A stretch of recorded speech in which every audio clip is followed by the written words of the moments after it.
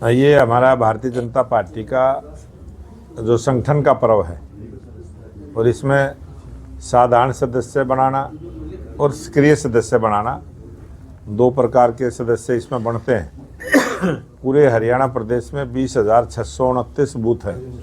प्रत्येक बूथ पर 250 साधारण सदस्य भारतीय जनता पार्टी के बने और प्रत्येक बूथ पर 3 सदस्य सक्रिय बने। जो कार्यकर्ता 50 सदस्य साधारण बनाता है वही कार्यकर्ता सक्रिय सदस्य बनता है। इस प्रकार से पूरे हरियाणा प्रदेश में प्रत्येक बूथ पर भारतीय जनता पार्टी की जो बूथ की इकाई है उसको मजबूत करने के लिए ये हमारा संगठन का पर्व चला है। और कल 8 बजे तक 35 लाख से ज़्यादा सदस्य भारतीय जनता पार्टी के बने हैं और 20,000 सदस्य सक्रिय बने हैं।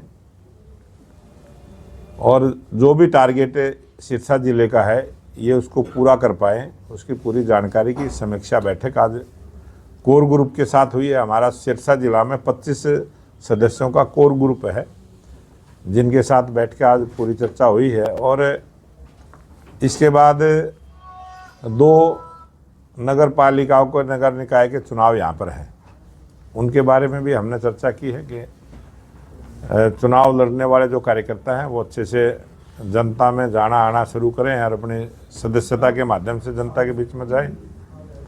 और भारतीय जनता पार्टी का जो हमारा संगठन का पर्व है इसमें हमारी बूथ इकाई से लेके फिर मंडल इकाई फिर जिला की इकाई, इस प्रकार से चुनावी प्रक्रिया रहती है, उसके बारे में पूरी विस्तार से चर्चा की है। और आज जो हमारी सरकार तीसरी बार हरियाणा प्रदेश में भारतीय जनता पार्टी की स्पष्ट बहुमत की सरकार बनी है और हमारे लोकप्रिय मुख्यमंत्री नायब सिंह सैनी ने जो धन्यवाद सभाएं करने का जो फैसला लिया है, अभी 18 तारीख से पंचकुला से कालका से शुरू होगा और ऐसी 11 विधानसभाएं इस महीने में चिन्हित की हैं। इसमें 24 तारीख को एक प्रोग्राम यहाँ पर सिरसा जिला में भी है, वो एक सामाजिक संस्था का प्रोग्राम है, उसमें मुख्यमंत्री जी आएंगे। उसकी चर्चा भी कोर ग्रुप में बैठ के हमने की है कि जो सरकार के काम हैं और जो कुछ सरकार के कराने के लायक काम किसी भी कार्यकर्ता के मन में आता है, कोई सुझाव जनता के बीच से आता है, वो भी जब जनता के बीच में जाएंगे वो काम के सुझाव आएंगे, उन कामों को भी करवाने का हम प्रयास करेंगे।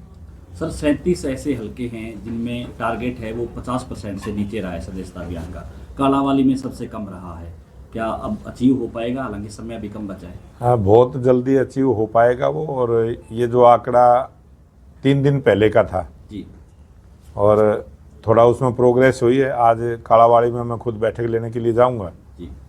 और जो हमारी पार्टी का संविधान है कि जो टारगेट देते हैं उसका 50% से अगर कम काम रहता है तो वहाँ चुनाव की प्रक्रिया शुरू नहीं होती। इसीलिए प्रत्येक बूथ की इकाई का भी जब चुनाव वहाँ होगा जहाँ कम से कम 50 सदस्य पार्टी के बनेंगे।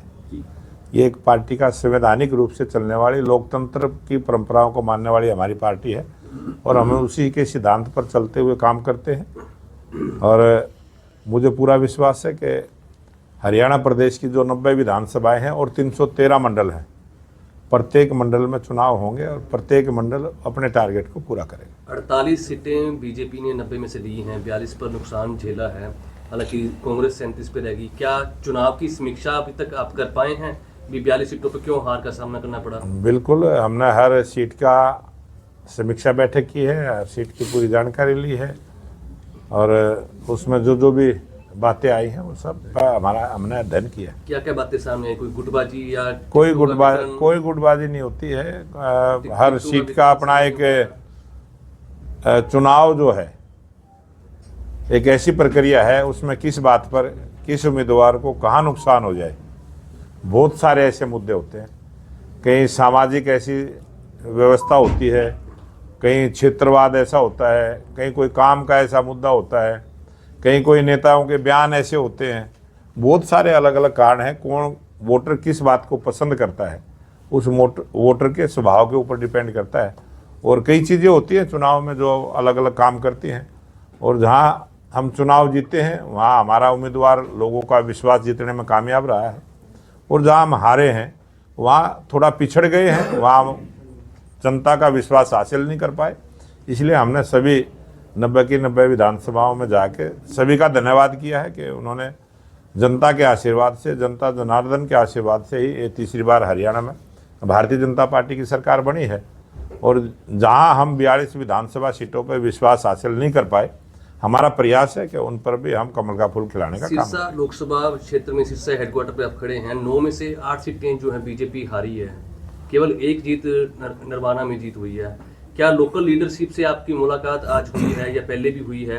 क्या उन्होंने आपको गाइड किया कि किस प्रकार कोई कमजोरी रही या कैसे रहा? सब चीज़ों की कमजोरी का सबने ध्यान करवाया है, और वो कमजोरी आगे भविष्य में ना हो उसको दूर करने के लिए हमारी ये सारी प्रक्रिया चली है। और आने वाले समय में आप देखेंगे जब भी चुनाव होगा, भारतीय जनता पार्टी कमल के फूल की जीत सिरसा जिला में भी होगी और इस लोकसभा में भी होगी। बीजेपी दावा करती है कि किसानों की हितैषी है, लेकिन सरकार के खिलाफ आज भी जो है किसान प्रदर्शन कर रहे हैं। आज हरियाणा का कोई भी किसान हरियाणा सरकार के खिलाफ कोई प्रदर्शन नहीं कर रहा है। आज जो पंजाब का किसान है, पंजाब की सरकार की जिम्मेवारी है वो किसानों के साथ बैठ के बातचीत करे।